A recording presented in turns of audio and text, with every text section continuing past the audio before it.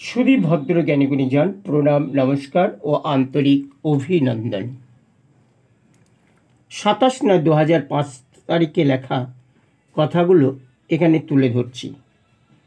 কুকুর ও বিড়াল ছানা। দুই ভাই বোনে পুষিবার তরে নিয়ে এলো কুকুর বিড়াল ছানা। কোল ছাড়া করে না, গায়ে বোলায় হাত, ওদের খাওয়ায় ভাত মুড়ি দানা। মা ছাড়া ছোট দুটি বাচ্চা ঘেউ ঘেউ ম্যাও ম্যাও করে। ওদের জ্বালাতনে কর্তা গিন্নির চোখেতে ঘুম নাহি ধরে। এই নিয়ে ছেলেদের কর্তারা করে বকাবকি। সংসারে হয় অশান্তি বড়, শুধু কি অশান্তি, হয় মারামারি।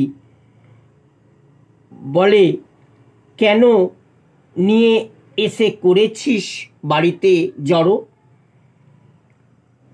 দেখতে দেখতে বাচ্চারা হলো বড়, রাত জেগে দেয় বাড়ি পাহারা। তারা বাড়ির সকলের হলো বড় প্রিয়।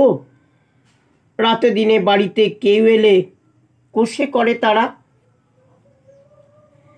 তারা খেয়ে অতি ভয়ে মানুষ প্রাণ নিয়ে দেয় জোরে ছুট।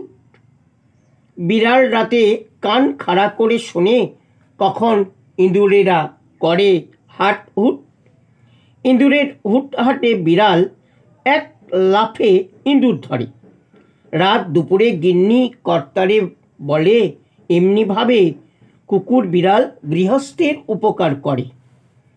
যে কোনো কুকুর অন্য বিড়াল দেখিলে ছুটে তাড়া করে যায়।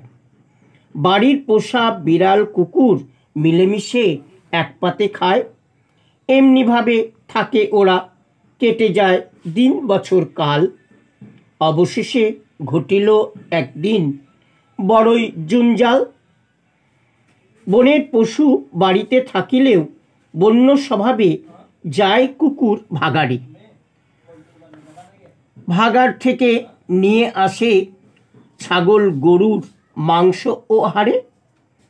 বিড়ালটি হয়েছে বড় দুষ্টু, মুখ দিতে যায় ভাতে। বাড়ির কর্তা রেগে তারে তেড়ে যায় লাঠি হাতে। লাঠির জোর আঘাতে বিড়ালটি গেল মরে। কুকুরটিকে তিরস্কার করাতে সেও একদিন গেল বাড়ি ছেড়ে। কুকুর বেড়ালের শোকে দুঃখে বাড়ির দুই বোন ও ভাই। শতবার বলাতেও খাবার তুলে মুখে নাহি দেয়। অবশেষে বাড়ির কর্তা গিন্নি অঘ্রাণ পৌষ মাসে দুই ভাই বোনকে শান্ত করিতে কুকুর বেড়াল বাচ্চা বাড়িতে নিয়ে আসে। নমস্কার।